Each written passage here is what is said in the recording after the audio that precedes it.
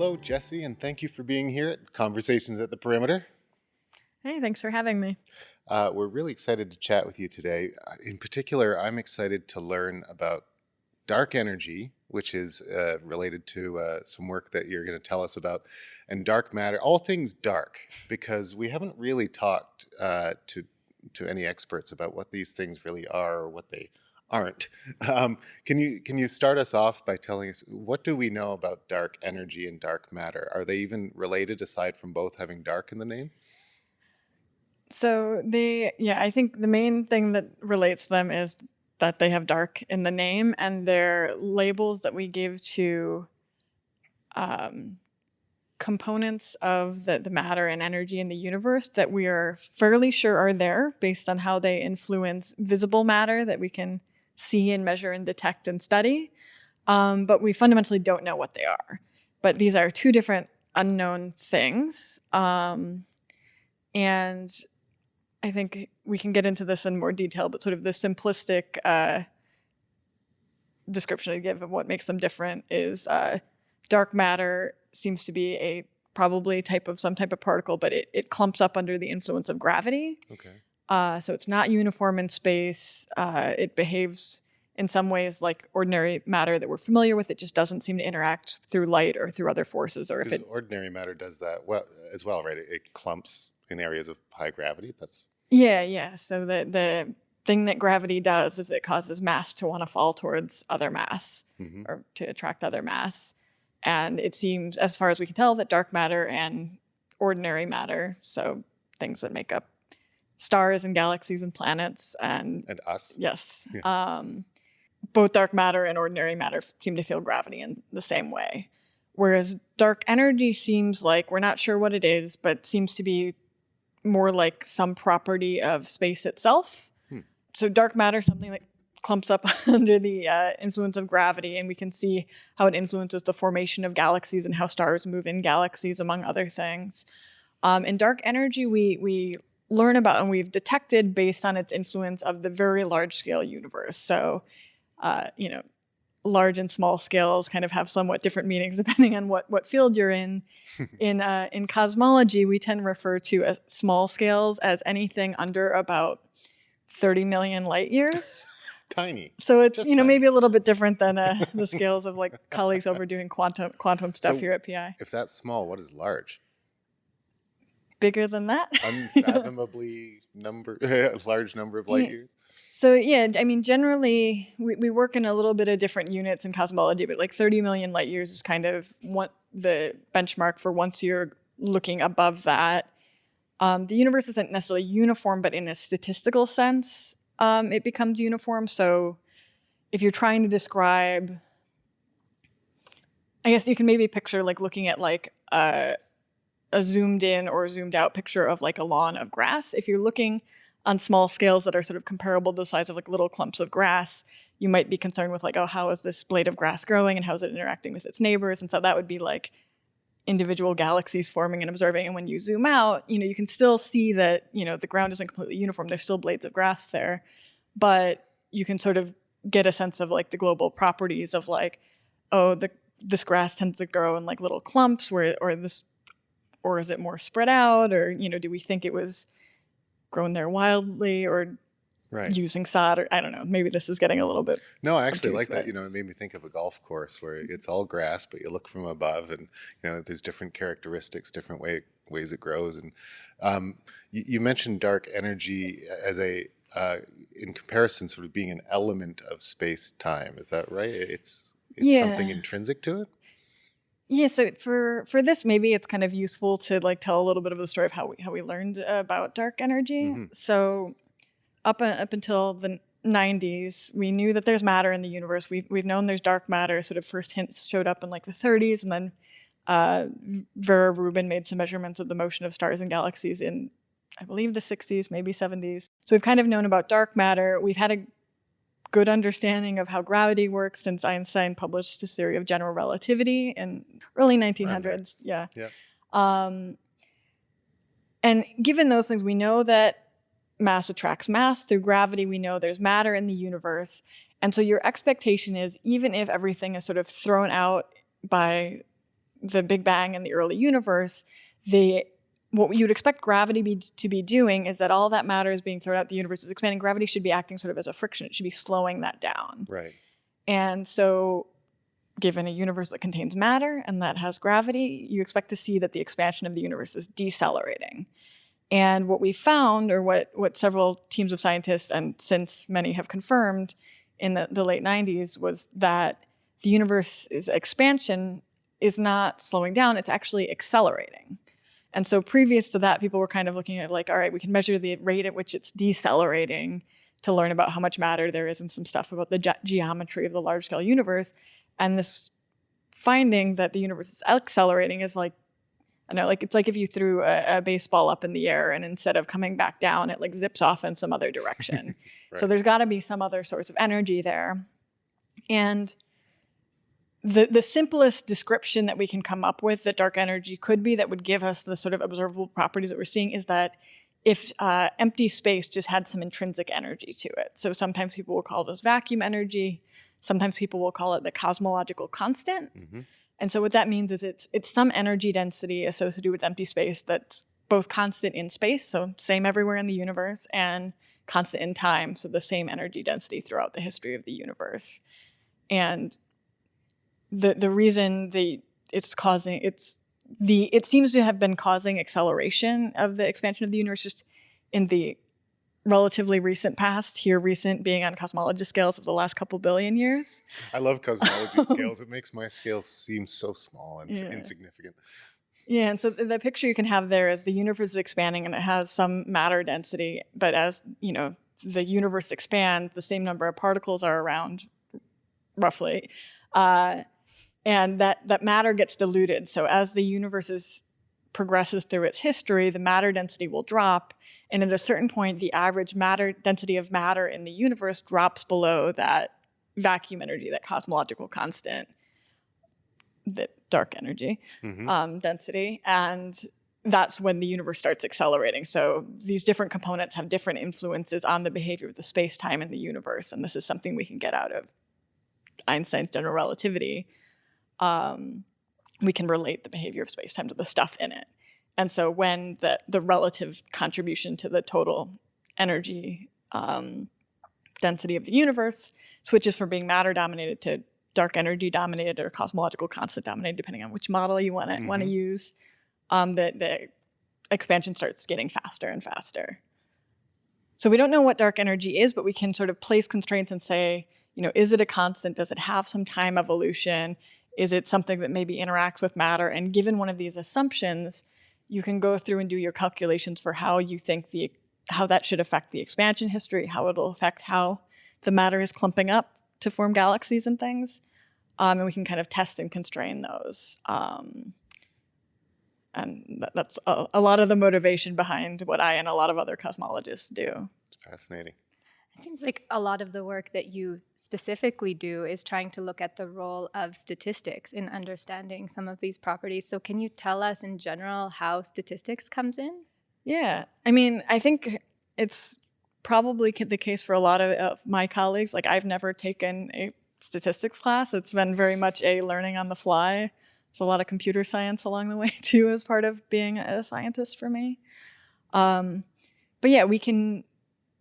So it comes in a couple different ways. One is, if we're trying to describe the large-scale universe, we look out in the universe and we see millions and millions of galaxies. Like the experiment I work on, which I think we'll touch on later, like we're working with a data set with a couple 100 million galaxies imaged. And that's only like one part of the sky, and it's not looking out as far as like future telescopes will be able to look. And each galaxy is made up of hundreds of, or billions of stars. Billions of stars.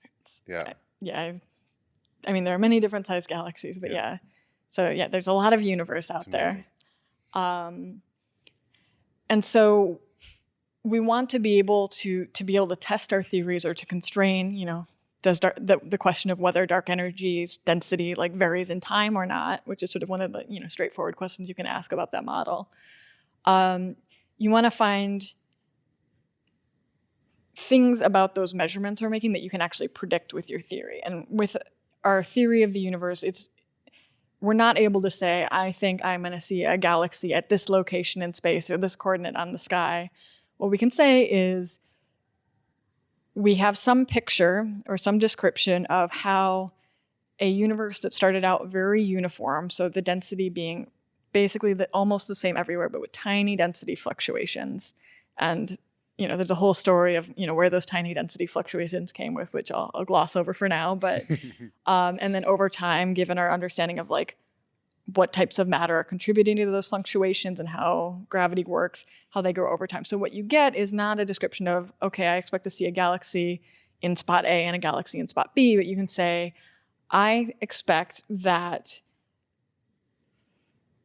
the sort of size of fluctuations in density, so like how do you compare sort of the highest densities in the universe to the lowest densities?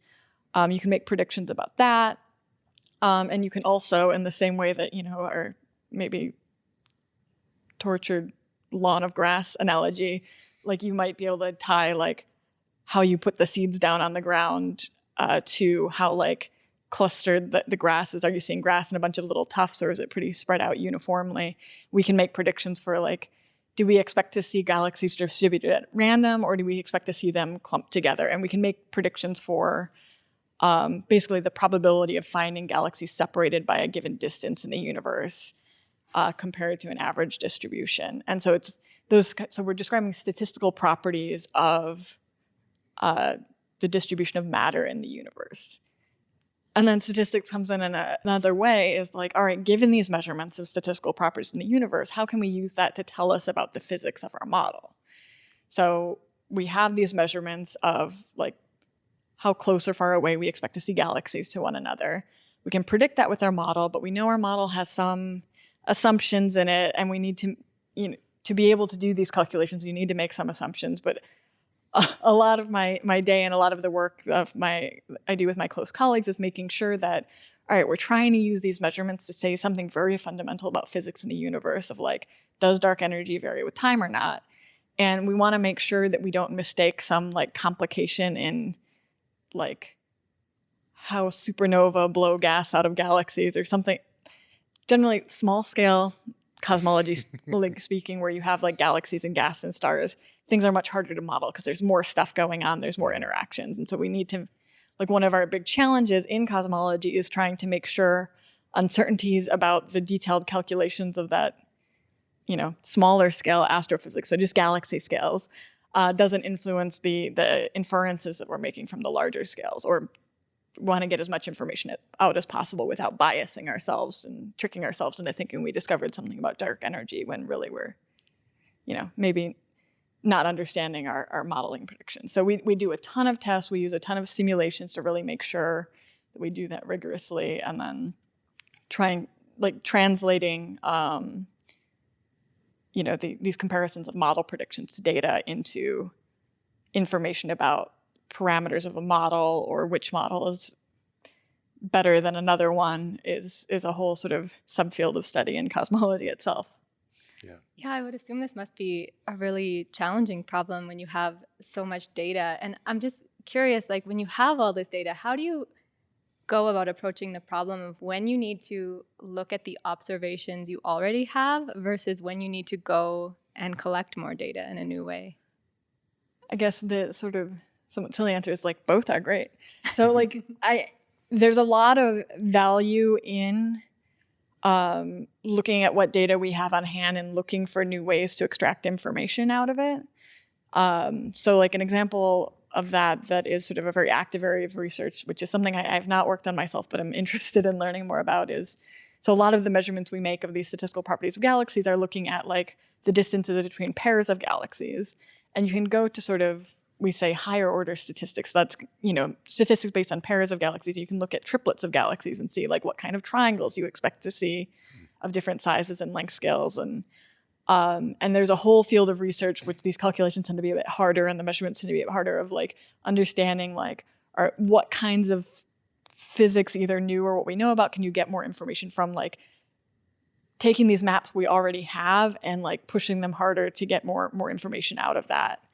But then, going and gathering more data, because like the more galaxies you make these measurements for, the smaller the error bars on those measurements are. So like when you make a comparison of your model prediction to the data, if your data are more precise, like they're measured well, which having more galaxies is good for that, you can know that like if you see a little bit of a deviation between your prediction and the data, you can be more confident that it's real and not some like statistical fluctuation or noise.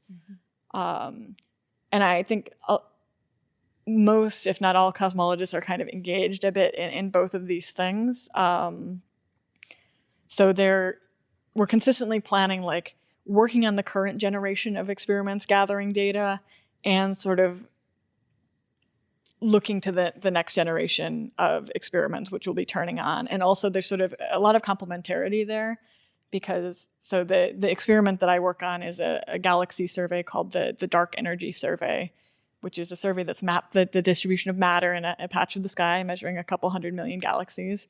And we have the biggest data set of its type. So it's the most statistically powerful galaxy survey of its type, which we can maybe touch on it in a bit. And so the constraints we can get from studying that map of the universe is really exciting and, sort of pushing the bounds of what we can do in cosmology. It's also crucial as sort of a workshop for developing techniques we'll need when we go to the next generation experiment, which will get even more precise constraints. And like, I mentioned we have to spend a lot of time accounting for like, are the approximations we are using for our calculations accurate enough? And as your measurements get more precise, that answer can very easily turn from yes to no. Mm-hmm. And so we have to like push the bounds on that every time our constraints or our data get more precise. You mentioned the Dark Energy Survey, the experiment that you're working on. Can you tell us sort of the goals and motivations of that and how it actually works? Is this a telescope out in space or on a mountain, or is it something else entirely? Yeah, so I guess maybe as a like basic definition, a galaxy survey is some experiment usually run by I think always run by a large collaboration, which you try to systematically like observe a patch of the sky and make a really uniform map of the distribution of galaxies. So instead of like pointing a telescope at an individual galaxy or a group of galaxies and taking detailed pictures, we're trying to just map the sky so we can make these statistical measurements. The Dark Energy Survey is what is known as an imaging survey, which means on our telescope we basically have a giant digital camera and we can like take pictures of the sky as opposed to like measuring the colors very precisely. But yeah, I guess as we take images of the sky, and that giant digital camera is called the Dark Energy Camera, which we're very creative with names, clearly. Yeah. And it is on a 4-meter telescope called the Blanco telescope in Cerro Tololo in Chile. So it's on the top of a mountain. You put telescopes on tops of mountains because there's water in the atmosphere, and like turbulence in the atmosphere can make images of space look blurry. And so you want to go to where there's not much water in the atmosphere and there's not much atmosphere. So generally observatories are in deserts and on tops of mountains. So Chile is a good exactly. choice. You've said this is a really big collaboration. Can you give us a sense of how big and how the different teams in this collaboration are organized? Yeah, sure. So DES, or Dark Energy Survey, has I think about 400 people in it. It's been going for over a decade. So I think the camera was installed on the telescope in 2011. So this camera was built specifically for this survey. It's specialized to be more sensitive to red light than your average like chip that would be in a digital camera. Mm-hmm. And like the CCD chip, so the little chip that would be in your digital camera for the telescope is like 3 feet across, so it's big. So this collaboration worked on things from planning the survey to building the camera to installing it to running the shift. So we did something like 760 nights of observing between, I think, 2013 and 2019. Wow. And then there's a whole team of people that go from sort of raw images from the big digital camera and turn that into catalogs of where do we see galaxies, what are their colors, what are their shapes. And then these teams all overlap and people move between them, but then there's going from those catalogs to making these statistical measurements. And then where I kind of live within the collaboration kind of at the sort of end of that is trying to go from those statistical measurements to inferences about the physics.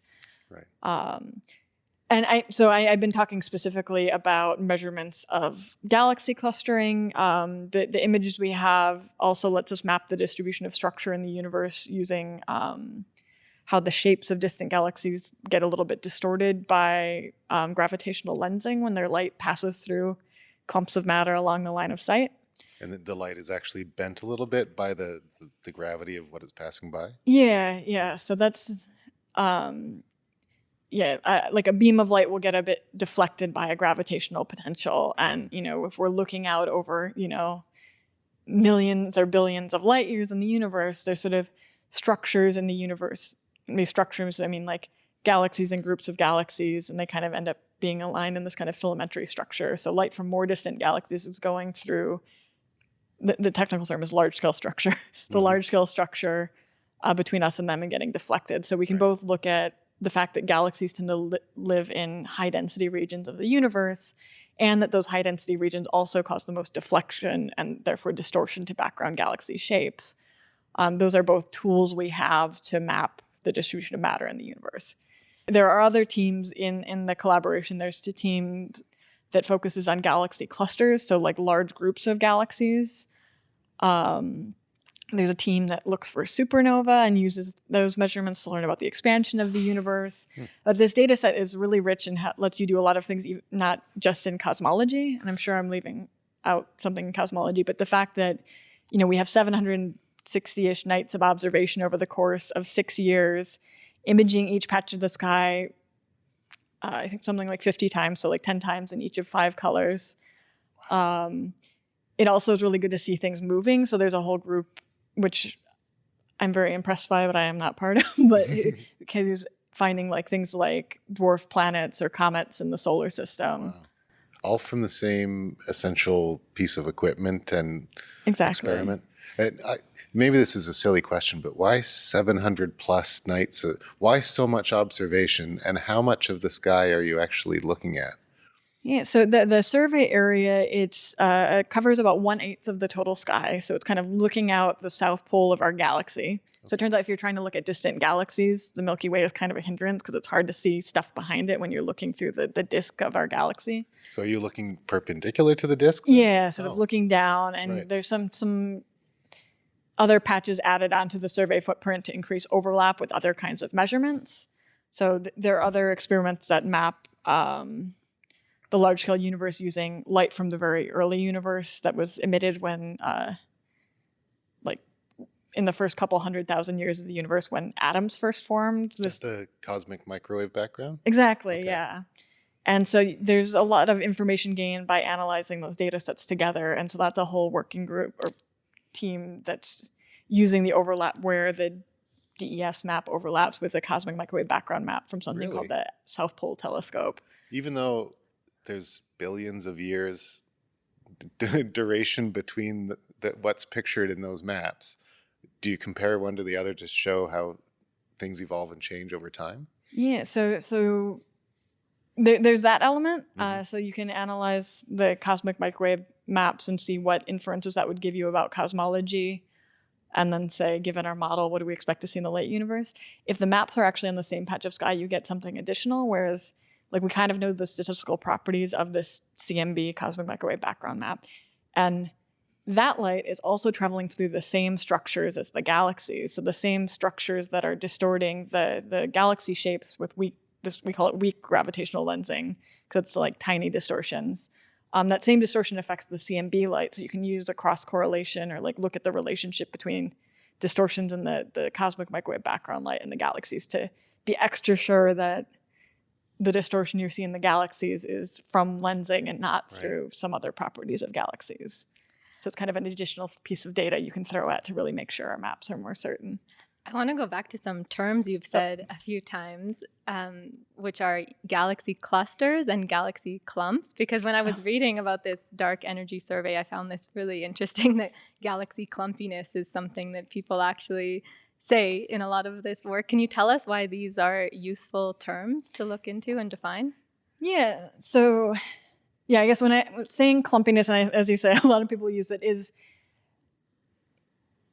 when we're describing structure in the universe, we've got this story of the universe of like once upon a time, the universe was denser and much more uniform. And over time, those small fluctuations in density grow to form structures. And the properties of those structures and how fast they grow depend on the physics of gravity. It depends on how much matter you have. Like if you turn up the amount of dark energy and the universe expands faster, that kind of acts as against the pull of gravity. So like the rate that structure forms in the universe depends on the properties of dark energy because it influences the expansion.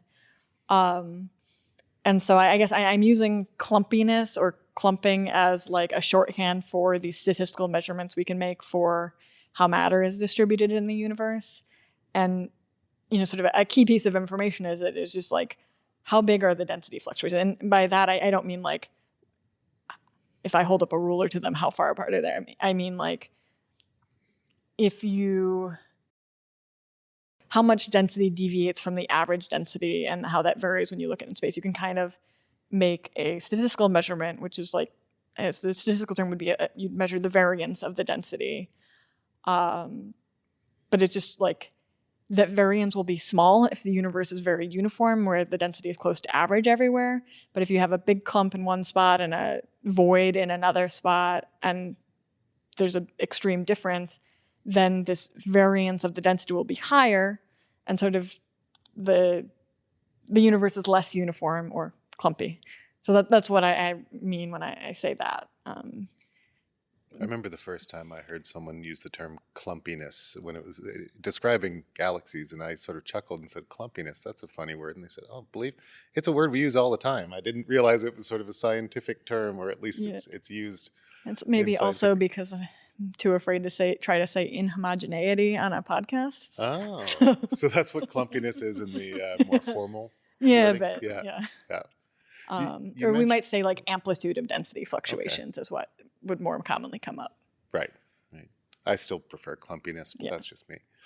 You mentioned what some of the other teams, there's numerous teams that are part of the DES, the Dark Energy Survey, and what some of them are working on. Can you go a little bit more in depth about what you specifically are trying to do with this work?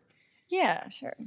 So yeah, I work on a team. So the working group within DES that I'm part of is called Theory and Combined Probes, which, so I help work on putting the pieces together that we need to use to be able to make the model predictions that we compare to data. And then, doing that comparison and doing the fits and making all the plots and trying to make the plots pretty and all these kind of things.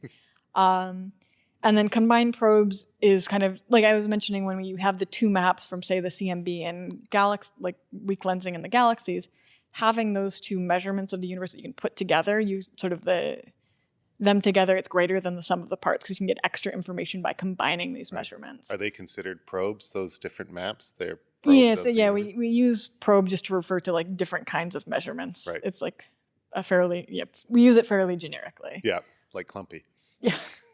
And I've been mainly working on the last couple of years on analyses of a combined analysis of galaxy clustering. So like, do galaxies tend to be close together or far apart, and how are they distributed? And the weak lensing, so the distortions to the distant galaxy shapes. And so you can kind of do, I was talking about those paired measurements where you look at the distances between pairs of galaxies. You can do an analogous thing by looking at how aligned are the shapes that we see of distant galaxies as a function of how far apart they're on the sky. So if you have much more clumpy matter along the line of sight, you'll get more of this weak lensing, and that'll cause the shapes of distant galaxies to look more aligned. Whereas if the universe is fairly uniform, the shapes, you won't have much lensing and the shapes will look pretty randomized on the sky. Mm-hmm. So those are sort of two different of these kind of measurements we can make using pairs of things. And then there's a third one where you can say, all right, I've got these positions of galaxies that are in the clumps of matter that are doing the lensing, and then the shapes of galaxies behind them. And so putting those things together gives you some extra information. So we've got three kinds of measurements we make from two kinds of maps. And all of that together is, they're combined probes. And I know you've said that in the analysis you do, bias is something you have to be careful about in different forms. And we had a question about this that was sent in from Estefania, who's a student in Texas. I've noticed your emphasis on the refinement of precision cosmology. How has your research sought to alleviate potential sources of bias in cosmological analysis? I think that's a question that I spend most of my time worrying about. So it's a good question. So there are a lot of ways that we approach this. And so there's not one panacea. It's a lot of trying to think of all the possible ways that bias could enter our analyses and trying to test for them and make analysis choices to help protect us against them. So one of the key things that we do is we try to make as many choices about our analyses, like what length scales are we going to use in comparing our model to measurements is like a very key one. We try to make a lot of those choices based on simulated data. So the sort of simplest way we approach that is, we've got our machinery to do a model prediction for the observables we're going to measure. And so we pick an input set of cosmological parameters, the input model. We make our model prediction, and then we treat that model prediction as if it's data and analyze it using our planned analysis. And the reason why this is nice to do is because you know what the truth is. You know what cosmology that you computed it with. And so you can make sure if that were the data you measured and you were to go analyze it using your parameter fitting methods and what length scales you're comparing model to data on, do you get out what you put in? And Interesting. then, So you're essentially creating a simulation for yourselves to make sure that what you get out corresponds to what you've created, even though that's not the actual data that you're working with. Exactly. You're making sure that you can trust the data when you get it.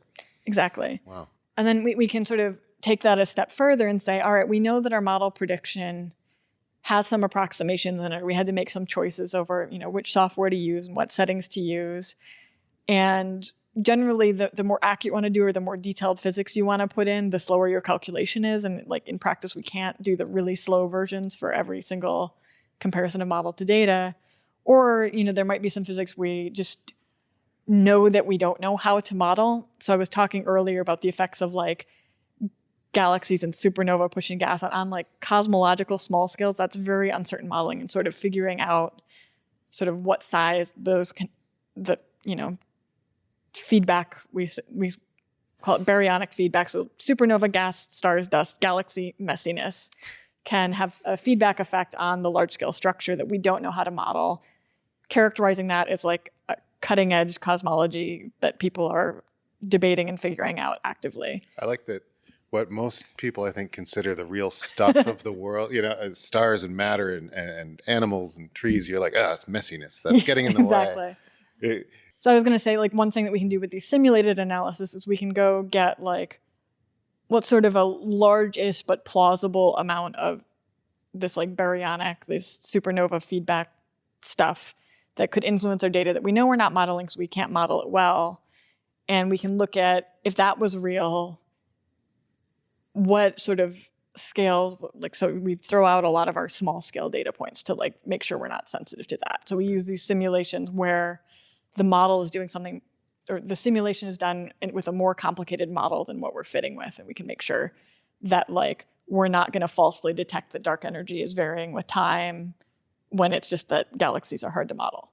Right. So that's one form of bias. We're trying to estimate the true value or the range of values where the true value may live for our cosmological model. And we want to make sure those estimates have the true number in our error bars. Mm-hmm. So one way that we talk about bias in cosmology is some effect that you're not modeling correctly pushes your inferred parameter values around enough that you might try to measure a parameter describing dark energy time dependence, and it might move away from what the true value is because you haven't accounted for something in your model. Right. We also, and I think this is we also try to account for and protect against something that we call unconscious experimenter bias. Mm-hmm. So, as scientists, we try as hard as we can to make all the decisions that goes into this analysis, what points to measure, what choices to make for our model, as objectively and in response to these simulated analyses as possible. But ultimately, science is done by people, and people are subject to all kinds of pressures and assumptions, and we might be interested in seeing how our measurements are relating to previous measurements, or like there are special values in the parameter space, like detecting if dark energy varies in time is a very different result than if it's constant in time. Right. And so you want to make sure, if at all possible, that even subconsciously our decisions on how to do the analysis aren't influenced by whether the results agree with our expectations. Interesting. And so we do our analysis, and this is fairly common in cosmology. It's been done in particle physics since the 90s, and it's sort of been a growing thing in big cosmological experiments, where we call it a blind analysis framework, where exactly what that means depends a lot on the experiment, but like the main thing in principle is you make sure that you're not looking at your main results until you've frozen in all the decisions to get there. And you hope that nothing unexpected shows up after you like reveal the results. Yeah. In practice, things are not always that tidy, but generally part of this is if something does change or you find something afterwards, we really try to be rigorous about like documenting it and being clear of like what decisions were made before versus after unblinding. So it's kind of a similar motivation to like if you hear about in like medical fields, like double-blind trials where you test a new medication against a placebo. Yeah. You do that because you don't, like in those experiments, neither the patient nor the doctor knows which is the real pill and which is the placebo. And you do that because you don't want sort of expectations of whether somebody's going to feel better or worse to like influence your interpretation of some very complicated phenomenon. And I guess I just assume that kind of blinding was done in medicine, and the more, I don't know, human scale sciences, and that when you're dealing with the universe at these enormous scales and galaxies, my assumption was that, that's objective data and it's observables, and you don't need to do that. But clearly this is something you need to be aware of. And yeah, and there are, like, even though, we sort of guidelines and try to be as transparent as possible how choices are made, there are choices that need to be made. So like, for example, we use these simulations, including all these messy galaxy physics, and we want to make sure that our cosmology inferences about dark energy aren't biased by that. But like, how do you quantify that? What amount of bias is little versus enough? And like, you have to set a threshold and decide exactly what numbers you're going to look at to assess that.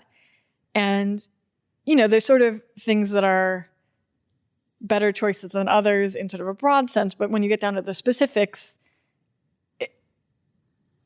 you want to motivate things, but there's a certain amount of arbitrariness that does come into it.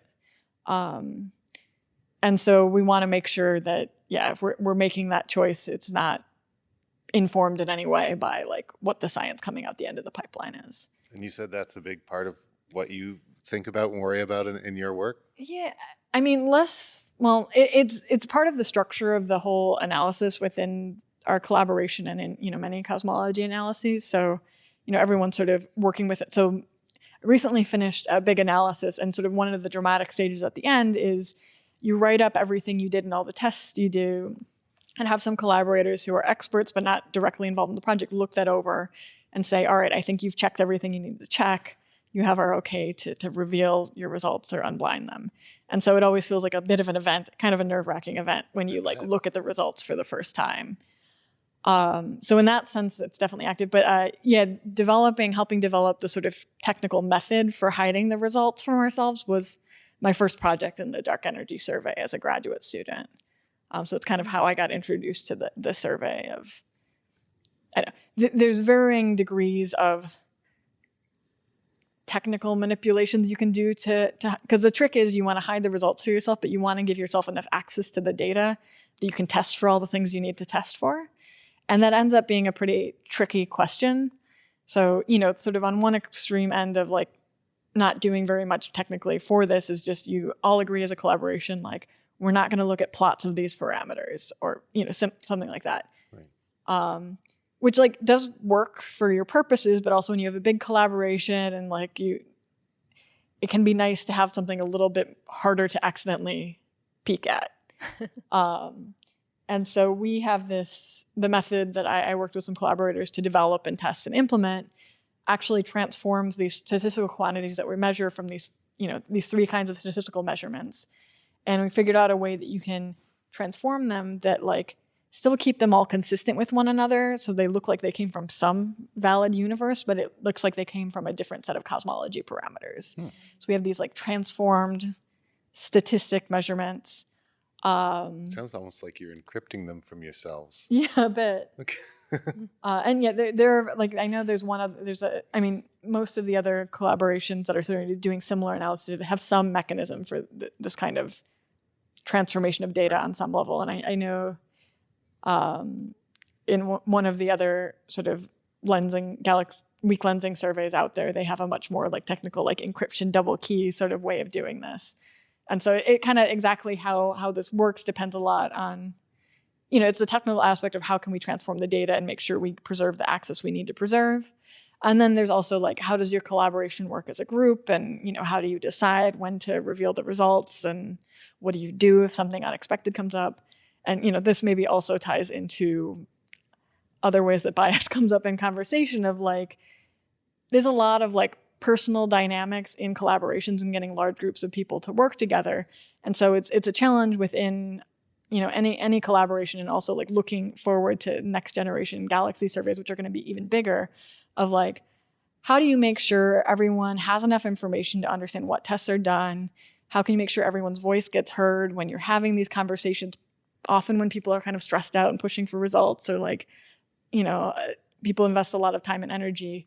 And so it's an organizational challenge as well. And I think one perk or one additional benefit of these sort of blind analysis frameworks, in addition to, helping make sure that you have the most, robust and accurate science as possible, is it's kind of a little bit of a sociological break. It's like, if you all need to decide that you've checked all the things you need to check to look at the results, I think it functions very well as sort of a pause for a collaboration to say like, all right, we've been like sprinting towards the end. Let's take some time, take a week or two. And I think, in the same way as developing like modeling and data analysis techniques were sort of a laboratory for future analyses, these sort of blinding analysis and strategies for how to make decisions and how to organize people, I think is another thing that we learn a lot from and see what works and what could work better. And I don't know, I think that's very tied in with the science of how these large collaborations works. And these large collaborations are how we gather enough data and do the work we need to like figure out what the universe can tell us about dark energy. So it's really crucial that,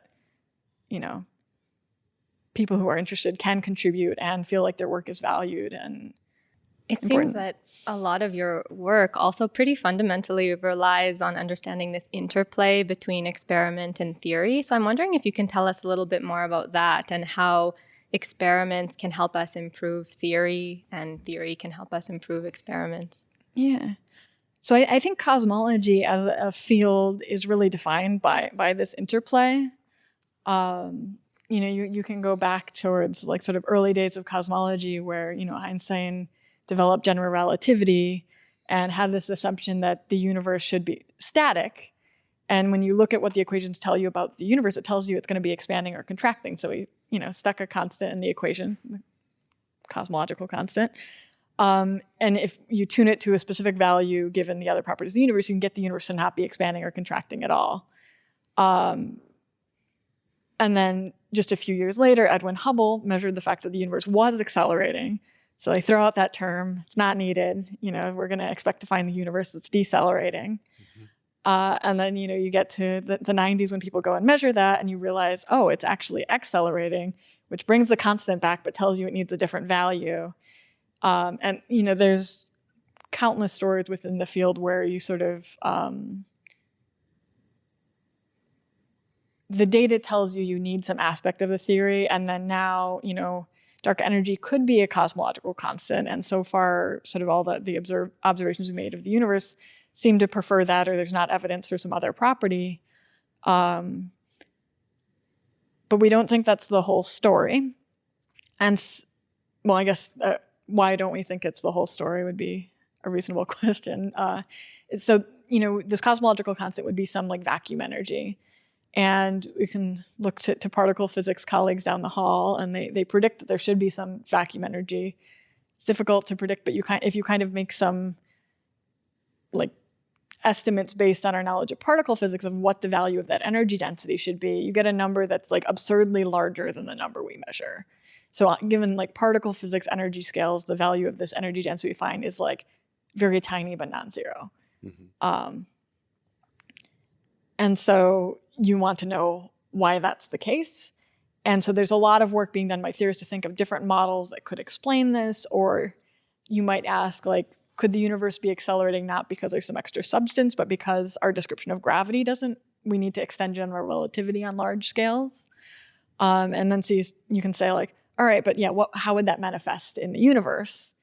Those models are predictions for like ways that you could extend general relativity or extend your description of gravity beyond general relativity while still respecting all the very tight constraints we have on gravity from like measurements of the solar system and lab experience.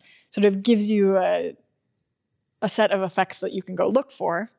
And then like my team within the Dark Energy Survey that I co-lead with another postdoc who works at the Jet Propulsion Laboratory for NASA, in particular, focus on taking these different proposed models for, maybe different ways you could model dark energy or modifications of your theory of gravity, and going and taking our galaxy clustering weak lensing data and testing those extensions to the sort of simplest description of the universe.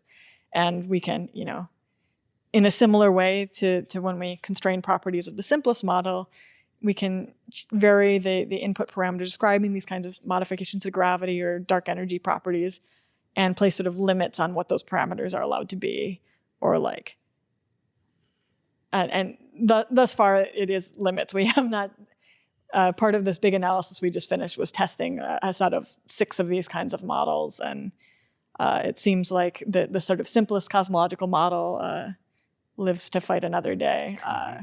But we can place limits on like given our data, what's the largest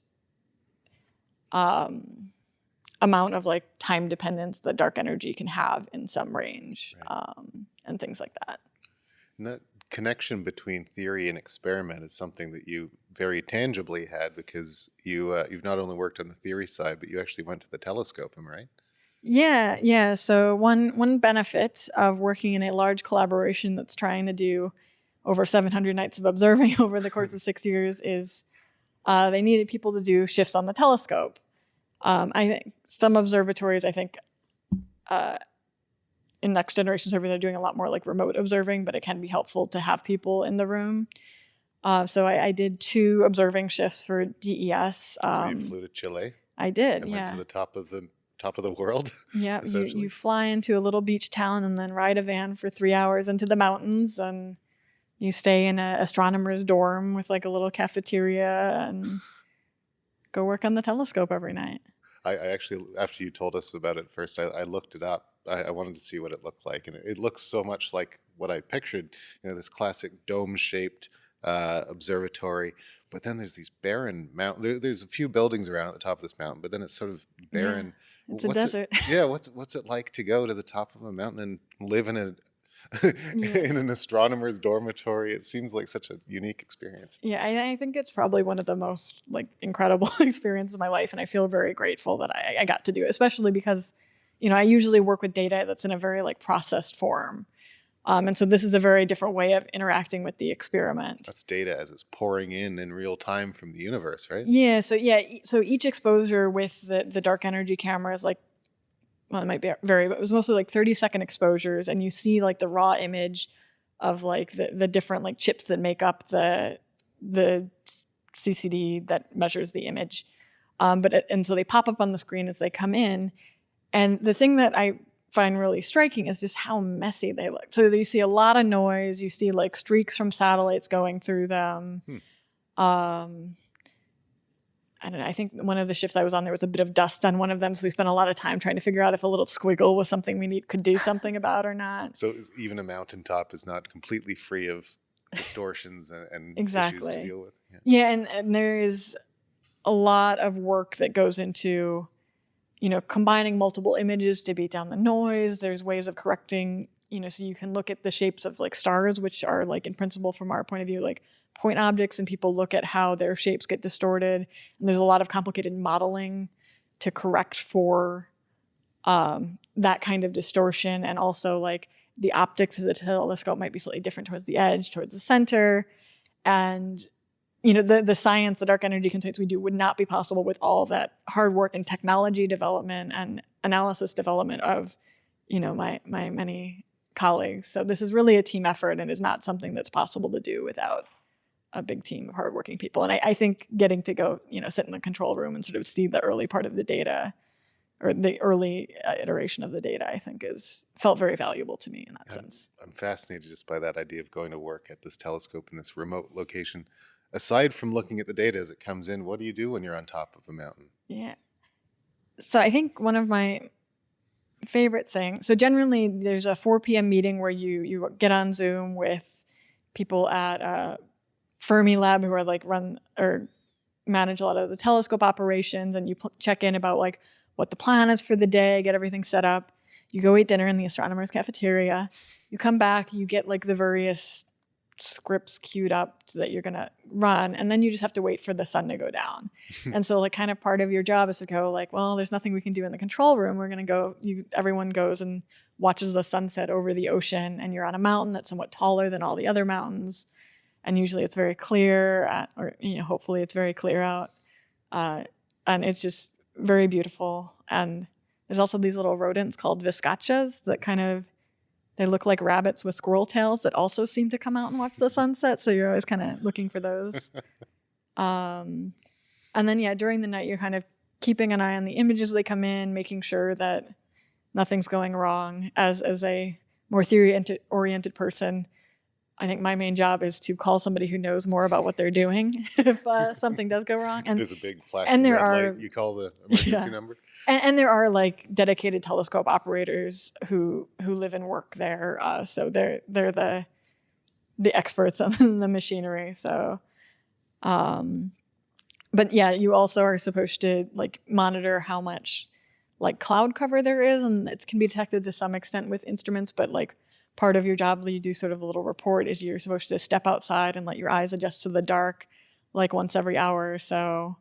And like, as you would expect from somewhere where you put a telescope, like that's some of the most stars I've ever seen in my life. So you can see the Milky Way super clearly. If the moon isn't bright, or if the moon, especially when the moon is down, you can see the Magellanic Clouds. Wow. And it's just like you're kind of like alone on a windy mountaintop, and it's like a little bit spooky, but that sounds like a pretty good view to have, pretty inspiring. Yeah, to be able definitely. To stare up. Makes you feel very small. Yeah. And I want to go back to asking you about the way you summarize this result that has recently come out of this dark energy survey collaboration. You said this, I think you said the Lambda CDM model survives another day, or maybe another way to say that is some simple, relatively simple model passes another series of tests. And, maybe on the surface, this result could seem not so exciting because we're not announcing something big and new that we couldn't expect. But I think it must be pretty incredible to think that all of this observation time, all of this noise and dust and clouds that you had to account for with so many people over so much time, all of that was done. And in the end, something pretty simple can describe all of that. And I'm just curious to get your perspective on that. Do you find that simplicity exciting, or do you find yourself wanting to find something new? I think it is both exciting and frustrating because we have the simplest model. So Lambda CDM is sort of the maybe somewhat jargony name that we often refer to this like simplest model is. So lambda is the symbol that we usually use to represent the cosmological constant. So this simplest description of dark energy. CDM stands for cold dark matter, which is, this matter that doesn't interact with light but clumps up under the influence of gravity. And it is a real achievement of the field that we have this model that we can use to describe pretty accurately basically all of the observations we made of the universe. There's a few exceptions that are debated. But as I said earlier, it's not the whole story. Like, we don't know what dark energy is, and we don't know what dark matter is, and together they make up 95% of the stuff in the universe. And there are a lot of different models or descriptions that people consider that, could dark energy be like this or that, or might dark matter have a little bit of interaction, or what kind of particle makes it up. But for neither of these things, there is not a like clear front runner, like, oh, this must be it theory. And so there's a lot of like very important work being done on the theory and to think of different possibilities. But ultimately on the data end, what we're looking at is trying to make more and more precise measurements of this simplest model, Lambda CDM, and kind of look for like cracks in the facade, or I don't know what metaphor I'm using there. Places where the predictions of the simplest model don't match our observations. Because if we find a mismatch that holds up as our data get more precise, maybe holds up if different teams measure it and make different decisions. Like there's all these ways that I think if we start seeing hints, we'll want to really make sure what we're seeing is a hint of physics and not of, some modeling assumption we don't understand well. So, but ultimately we're looking for mismatches that will give us a clue for how to build a more fundamental understanding of 95% of the universe. And so it's frustrating that the results match that, because it's, it'd be very exciting if we found like a clear hint for something, but it's all part of the process. Like we can narrow in on like what kinds of models are allowed or not allowed, or at least like what are the ranges of the size of effects that deviations from general relativity on large scales might have. In my mind, a concrete example is like one of the common things you can sort of study if you're looking for deviations from the prediction of general relativity is that theory will give you a specific relationship between the way that light interacts with the gravitational potential, so causing that gravitational lensing, and the way that gravity affects matter, like particles with mass, so the galaxies and dark matter clustering up. And so if you're assuming general relativity is part of your model, as you are in Lambda CDM, putting those different kinds of measurements together lets you really get precise constraints on the parameters or the properties of that model. But if you relax that assumption a little bit, you can say, all right, we're looking at the same sort of structures in the universe, and we're seeing how they affect light and how they affect matter. And we can use that to test whether or not they have the expected relationship. And like a weak lensing survey like DES, and particularly we're making both measurements of the lensing and the clustering, lets us make that kind of test, make the most precise version of that kind of test available. And, general relativity seems to be doing very well.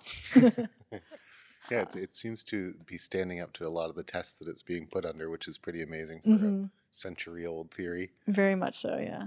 I was looking around your website, learning about the Dark Energy Survey and your role and your past, and I have to say, I enjoy on your website. There's a tab that just says cartoons, and you click cartoons, and there's these illustrations that you've made of some pretty cool scientific concepts in a really sort of fun, bright, engaging way. And one that I keep thinking of as you're talking is there's a person at a desk in a room. I'm assuming maybe it's you, maybe it's it could be anybody, but they're wearing like VR goggles, and what they see is this beautiful expanse of galaxies and swirls and stars and things. But really, they're at a desk in a room, and there's a cat sleeping on the bed nearby. And so I wondered, A, if that's you, and B, more generally, can you tell us about your artwork and how, I think you're the first person whose academic website I've gone on and has a tab that says cartoons for all their artwork.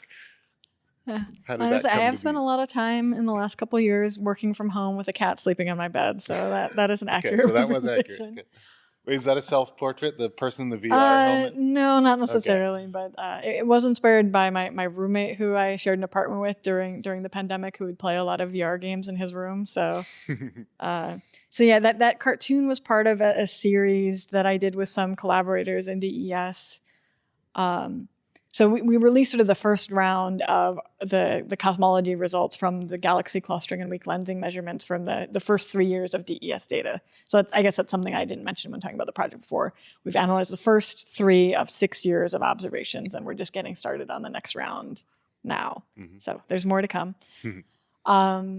but yeah, when we were releasing those cosmology results, there's the main cosmology paper, but there's also like 30 other papers documenting all the work and tests and things that go into making that measurement possible.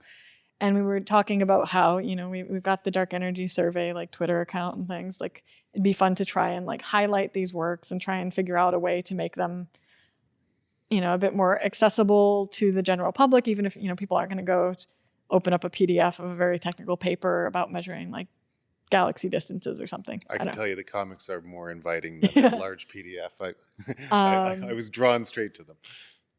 Yeah, and so we iterated off. There was sort of a couple years ago, my colleague Chi-Wei Chang, who's now a professor at Chicago, she had done this series of like one cartoon a week about different science concepts. And so we decided it'd be fun to revive that, to illustrate these like 30 different papers. So we kind of split them up and got the authors to help us write sort of a little like blurb description of each of the papers.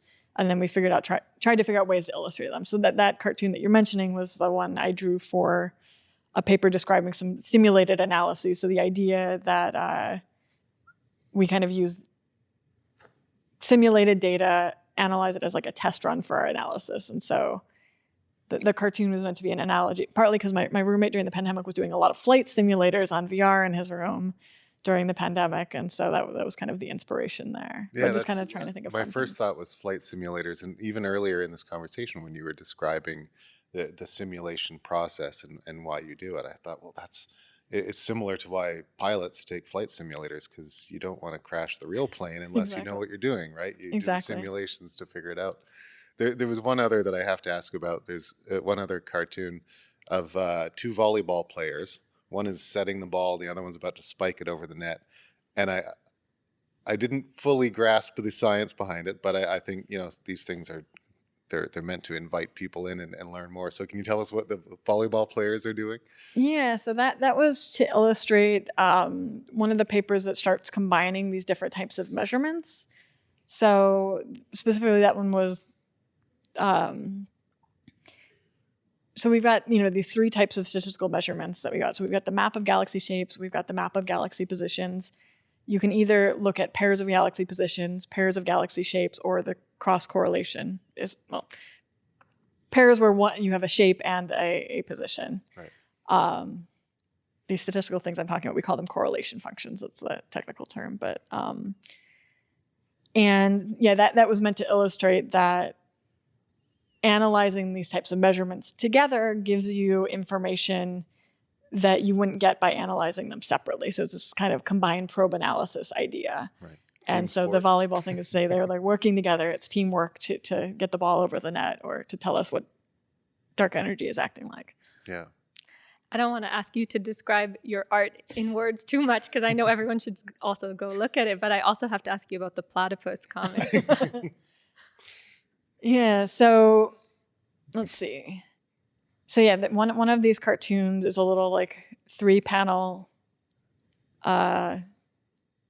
comic looking thing that has a bulletin board like you'd see in like a detective movie. So you've got photos on it with like string.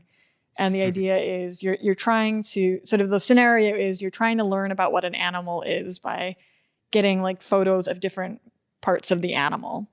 And so you start out with, you have a photo of a foot, it's like a webbed foot, and you have a photo of a nose, which is a beak. And so the working model, sort of the simplest model, Lambda CDM, is that it's a duck.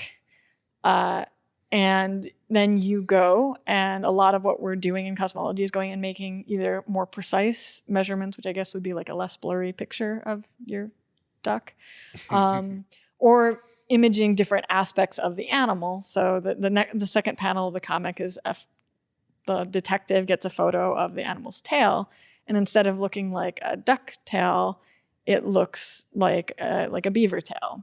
And so you note it, like if the new data doesn't match your expectations of the model given your previous data, that might be a hint that you need to develop a new model for your description of the universe, or like what animal you're looking at. And so in this case, the new model is a platypus, which has a duck-like beak and webbed feet and a tail that looks like a beaver tail.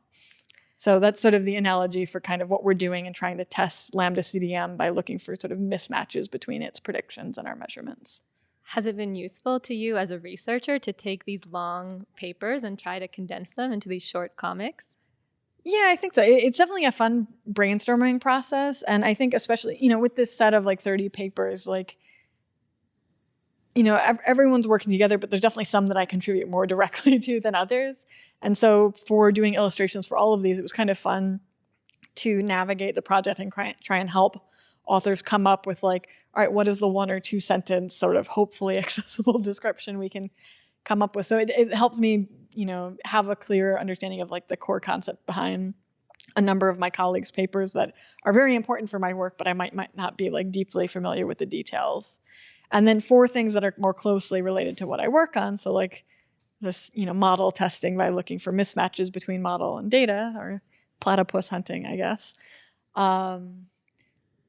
It's just kind of fun to think through and like come up with analogies like that. And I mean, it was also like one of my goals over the last couple of years was to learn how to do digital art on an iPad. And this was a very good project for learning how to do that. And then, yeah, as an added benefit, I now use a lot of these cartoons when I give talks. So. Yeah. The style even varies between them. I mentioned the volleyball players, which they're sort of stick figures playing a game, and then there's the platypus, which is an animal, and then there's one it resembles sort of an old woodcut or an engraving. There was a term, Flammarion engraving. I learned that word today, Flammarion. Yeah, so that actually references a specific image that's often like in the forewords of like cosmology textbooks. So I definitely, with some of these images, I had a bit of fun with like trying to mimic some other style. And that was the one that I did for the paper on the blinding method. So it was my paper, so it was a little like, I maybe spent a little bit more time on that drawing on some of the other ones. So it's an image of somebody like exploring the universe, and that's why it's often used in like astronomy or cosmology textbooks.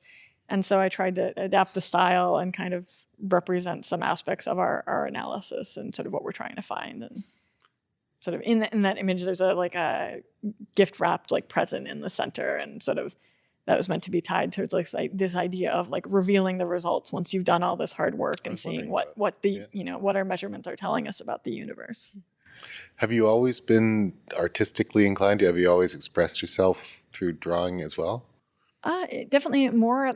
I've definitely had it more as a habit at some times in my life than others, but I always liked to draw. I took a lot of art classes in high school. There was a time when maybe I was 14 or 15 that I thought I might want to be an illustrator when I grew up. Interesting. And you took a different path? Yeah. Ultimately did not go that way. But I always enjoyed drawing. That way. You are illustrating still as part of your professional work. Yeah. And at least one of those cartoons is going to be in a textbook. So, so I feel like, in terms of my illustration career, I think I'm pretty pleased with it. But you do it largely for fun, or distraction, to get away from science, or to help you conceptualize ideas? Or? I mean, I like drawing in general and find it relaxing and enjoy doing it. I think a thing I struggle with, especially, I think we all in the past couple of years have a little bit of like pandemic related burnout. So it's a little hard to like find motivation or ideas during downtime. And I think particularly this like science cartoon project was very nice because it was a little bit collaborative, and then it sort of seeds a bunch of ideas. And like once I have an idea, like the sort of type of mental energy used to like plan and figure out a drawing, it's like a form of problem solving, but it's a different kind of problem solving than working on a scientific analysis or a calculation. So it's kind of fun to bring those things together a bit and to like get to share them with both collaborators and the general public. So. And at what point did you change your plans from working to be an illustrator to pursuing a career in physics? I mean, I guess I'd be clear that I don't know that I was ever like really working to become an illustrator. It was like, early high school, like maybe this could be an option. I don't know. I always liked math, or I don't know. I liked a lot of subjects in school. And I think what kind of made the difference was sort of towards the end of high school, I read some sort of like popular level science books. So like Stephen Hawking's Brief History of Time and Brian Greene's Elegant Universe, and just was very curious about, like, I think I've always had a bit of a quality of like wanting to know how things work and why. And I think reading those books kind of at some point struck me with the realization of like, this isn't just knowledge that's out there. It's something that people are developing. And if I, learn enough, I could actually understand what they're doing. It still took me several years after that to realize that, like, I could have a job doing that. Like, I didn't understand. Like, I started undergrad, I started college. I think my major was undeclared until they told me they were going to drop all my classes if I didn't declare a major. But I got placed through a program at my undergrad university, which is Michigan State University, where they'll place you to work in a lab in whatever department you want for some number of hours a week. And I just read those books, so I picked physics. And I think that was important for keeping me interested long enough to keep in the field. Like, I enjoyed my physics classes for sort of like problem solving, puzzly things, but like working in a lab meant I got sort of a crash course in the quantum mechanics when in class we were calculating like friction for boxes sliding down ramps. Right. Which, can be interesting from a puzzly point of view, but isn't quite as compelling from a like, how does the universe fundamentally work? What was the focus of that lab? So it's very different from what I work on now. So the lab I got placed in was, I think, largely dictated by the fact I had never done any computer programming before at that time. But it was a condensed matter lab. So I was working with something called a scanning tunneling microscope, which is a type of microscope that lets you image like atomic-sized features. So I spent a lot of time trying to calibrate a microscope using some like little samples involving like carbon atoms or like tiny pits in platinum that were of a known size. And I ended up working in like several different labs in undergrad because I was kind of learning what physics was as a field. So I also spent a couple years working for a professor in experimental particle physics, so helping with some like analysis software for the ATLAS experiment which is at the Large Hadron Collider at CERN. That's right. And you went there, right? Yeah. Not at that time, but later. Yeah, between my junior and senior, so third and fourth year of undergrad, I did a summer research program at CERN. I had to spend a summer there. It was the summer before the LHC turned on, so I was mostly analyzing noise data. But it felt like a very valuable experience. There were lectures that introduced you to a lot of different kinds of particle physics and cosmology. And then also, I think a thing that was really impressive to me about that experiment was like how social of an environment it was. Like, cause I didn't, it took me a while to figure out that like grad school was a thing and a thing that I could do. And so like, I didn't have a lot of knowledge about like what it was like to be a scientist, and this idea that you could travel and meet with and work with people from all over the world, I think was really compelling to me early on. And, it continues through, like I get to work with people from all over the world on this project to like, push the edges of our knowledge in the universe. And that feels pretty special. So Colin talked about how unique this cartoons tab is on your website. I wanted to tell you something else that stood out to me on your website, which is that right on your homepage, you start by giving, a brief description of your research. And then right after that, you write, I'm also interested in science outreach and in making STEM fields more accessible and welcoming to everyone. And we actually had a question sent in about this sentence on your website. Matt Duchenne, a PhD student at Perimeter. I'm wondering, what barriers have you experienced while trying to make science more accessible and more diverse? That's a good question. So the main way I've engaged with this, it's very dependent, different stages of my career, and sort of recognizing the existence of barriers and the ways that those can manifest was definitely a progression. Like, I look back at being an undergrad student, and I had several classes where I was like one of two women in the room, or, similar numbers. And at that point, I don't think I would have identified anything necessarily as a barrier, but I don't know, the social dynamics, I think I mostly experienced that, and then a bit during a master's, is just being a little bit of like an isolation. There are more concrete and more abstract ways that can manifest, and, they impact different people differently. So, like on one hand, like I may have been one of the only couple women in my physics classes, while also recognizing that like I was being supported partially by my parents in undergrad. And so I could go work in a physics lab and not have to, work other jobs after class. And so my ability to, so there are some ways that isolation can crop up and can become barriers. Definitely have had at least a couple interactions with professors assuming I knew less than I did from potentially, almost certainly a gendered point of view. But, there are other ways in which I, was privileged and had this access to, say, this research program and had the support to, like, go to Europe for a summer and do physics research. So I think, so there are ways I've faced barriers, but also ways that I have not had barriers that other people might have. And I think in grad school, I had a big learning experience with this, and that I helped organize the Society for Women in Physics at the University of Michigan for most of my grad school career. And there, I think a big focus of that was, just building sort of a community within the department for support and mentoring, which honestly I think can benefit everyone in academia, but especially people who might feel a bit isolated or face some challenges. And I think a big part of that learning experience was often that organization would communicate with and work jointly with other student groups on campus and try. Like for me, it's an ongoing learning experience of recognizing ways in which, I might have faced barriers or ways which people might face barriers that aren't me. So like things like making sure that these kind of summer programs have enough like financial support that a student who might otherwise need to work a job can like participate, or trying to set up programs where you don't have to be in the know to go seek out a research experience that like might change the trajectory of your career. So I think that kind of thing is important. And, also thinking through these collaboration dynamics of like, if you have a bunch of stressed out people who are trying to pay attention to too many things at once, that's like a prime environment for well-intentioned people to make others feel excluded, which I know I have been guilty of. And, I think we're all trying to work on it.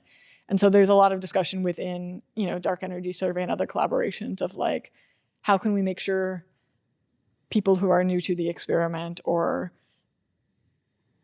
people who are not white or women or other gender minorities like can feel supported, can find community, know who to ask for advice, and can feel heard in conversations, recognizing that not everyone communicates in the same way. Right. And I know here at Perimeter, you've become pretty involved in outreach and in mentoring and supervising students at more junior stages. What motivates you to be involved in that kind of work? Some of it is kind of selfishly, I enjoy it. I think I'm happiest doing science when I'm like chatting with other people about it. And I don't know, I also think back to like the number of different professors I worked, all these labs that I worked in. I also did a little bit of galaxy cluster cosmology in undergrad as well. And like all of the professors I worked with are more senior undergrads or grad students that like helped me learn how to, I don't know, do computer, it's a learning process along the way, and like different mentors definitely make a big impact on the trajectory, have made an impact on the trajectory of my career. And so the idea of being able to like support and introduce other people and help them feel supported feels important. That trajectory of your career, where do you see or hope it's headed next? What's, this is ongoing work with the DES. Yeah, I'm going to be on the job market for faculty jobs in the next couple of years. So, so if you're listening, hire me. I would like to keep doing cosmology research. I would like to be able to teach as well and keep mentoring students. So this analysis team that I've been co-leading with Agnes Ferte, who's another postdoc in DES. So we've led this analysis, extending the year 3 analysis, as we call it, to extended cosmological models, so models beyond the simplest one.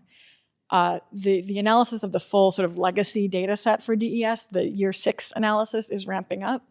I'm going to be taking a little bit more of a backseat. Like, I'm still going to be contributing to different pieces of validation for like the Lambda CDM analysis as well as the extended models. But some members, some people who are on our team during this year 3 analysis are stepping up and are going to have a chance to lead the group as well now. And so I'm going to be trying to take a little bit more of a support role and also use some of that free time. Like, part of this analysis, there'd been a lot of patches where we realized like, oh, this modeling tool that we would need to do this just doesn't exist. And so we, kind of have to find ways to work around that. And so there are a couple of these things that, were not workable on the timescale of that analysis, but with a little bit more work, I think are gaps we can fill that will be to let us do a more precise analysis of the data we already have and also get it ready for next analysis. So I was just at a meeting where I was discussing plans with a grad student about sort of extending one of these other analyses. So there's sort of more direct spin-off projects. And then, I also want to get a little bit more involved in sort of the sort of next generation survey, which is called the Rubin LSST or Vera Rubin Observatory LSST. And that's sort of the next evolution in precision or in power? So it's going to be turning on, I think, in the next year or so. It's like on the next mountain over from where the dark energy camera is. And it's going to, like, whereas DES surveyed 1/8 of the sky, I mean, many times, but over the course of 6 years, the LSST, so that stands for Legacy Survey of Space and Time, though the acronym has changed what it stood for a couple times. Mm-hmm. But I think that's the current one, is going to image like the whole, well, as much of the sky as you can image without the Milky Way getting too in the way. And it's also on the ground, so the half of the sky it has access to, right, like basically every night or every 2 nights. And so it'll be able to, like, it has an even bigger field of view than DES, and we'll be able to get more precise data looking at fainter galaxies and making more precise measurements of shapes and other things. So I've been sort of loosely involved in that, but I will be hopefully, helping with the year 6, the final DES analysis, and sort of figuring out ways that I can, take the expertise that I've developed with DES and try and get involved in LSST and, maybe outside of survey science as well, if I'm overcounting my free time. Look for, do more theoretical projects, looking for like what are other ways we can use this data, or like, I think the fact that I'm interested in theory and have this experience working with data, I think compared to your average theorist, I think I have a better sense of the way, or I have a good sense, maybe not better, of the ways that which data is messy and tough. And so like when you try to bring those things together, things that you don't want to have to care about, you might have to care about. And so I'll probably continue working at the interface of that, both, looking for ways we can get more information out of data we already have, and also making sure that when we do that, we're doing it carefully and robustly. Yeah. Well, thank you so much for taking us on this journey. There's so many things I didn't know about, and so many things that I just find fascinating and at scales that are just mind-boggling. And I hope you'll keep us posted on the next stages of this experiment and the ones after. Yeah, that would be great. It was great talking to you.